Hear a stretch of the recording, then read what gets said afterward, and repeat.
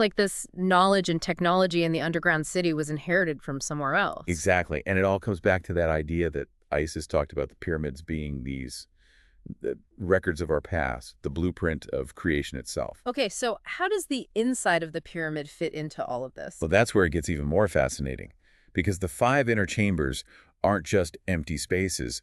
They're interpreted as representing phases of transformation and the progressive stages of cosmic evolution. Like a step-by-step guide to the universe. Exactly, a symbolic journey from an initial state of chaos towards order and light. Oh, wow. They even compare it to a sacred algorithm, like a set of instructions for how the universe unfolded. Okay, so then what about those 8 vertical shafts that everyone always talks about? But forget about ventilation.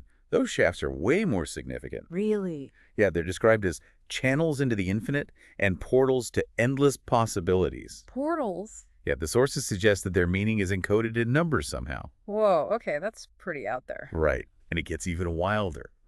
They say that one of these shafts was used for the transmission of primordial information during Horus's journey in the flying saucer. So it's like these shafts are pathways through reality itself. Exactly. Conduits for moving essential knowledge. So then we have these 2 perfect cubes at the deepest level. Now, this is where the connection to modern science really starts to blow your mind. Okay. They're not just geometric shapes. These cubes represent binary duality, 0 and 1, the very foundation of the universe. Like the ones and zeros that make up our digital world. Exactly. It's the language of computers, Yeah. but they're proposing it's also the language of reality itself. Isis says, these cubes are the elemental keys from which all complexity emerges. They represent the binary foundation of the universe, the ultimate data. Nothing and everything.